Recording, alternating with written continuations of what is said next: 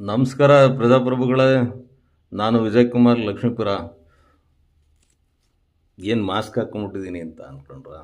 ಏನಿಲ್ಲ, ಇತ್ತೀಚೆಗೆ ಯುವಕರನ್ನ ಮತ್ತು ಯುವತಿಯರು ಸುಮಾರು ಜನ ಮಾಸ್ಕ್ಗಳನ್ನ ಹಾಕ್ತಾರೆ.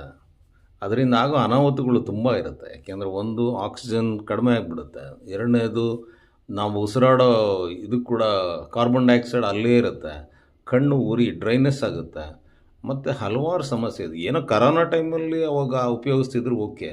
ಈಗ ಅನಾವಶ್ಯಕವಾಗಿ ಉಪಯೋಗಿಸ್ಬೇಡಿ. ಏನೋ ಟ್ರಾವೆಲಿಂಗ್ ಮಾಡುವಾಗ ಡಸ್ಟ್ ಇರುತ್ತೆ, ಇನ್ನೊಂದಿರುತ್ತೆ, ಅಥವಾ ಹಾಸ್ಪಿಟಲ್ಗೆ ಹೋದಾಗ ಮಾಡಿ. ನಾವೆಲ್ಲ ಮುಂಚೆ ನೋಡ್ತಾ ಇದ್ದು ಆಸ್ಪತ್ರೆಗಳಲ್ಲಿ ಡಾಕ್ಟ್ರುಗಳು ಓ ಟಿಯಿಂದ ಈಚೆ ಬಂದಾಗ ಮಾಸ್ಕ್ ತೆಗೆದು ಮಾತಾಡೋ, ಏಕೆಂದರೆ ಆಪ್ರೇಷನ್ ಮಾಡೋವಾಗ ಇನ್ಫೆಕ್ಷನ್ ಆಗಬಾರ್ದು ಅನ್ನೋ ದೃಷ್ಟಿಯಿಂದ. ಈಗ ನೀವ್ಯಾಕೆ ಆಗ್ತಿದ್ದೀರಿ ಗೊತ್ತಿಲ್ಲ.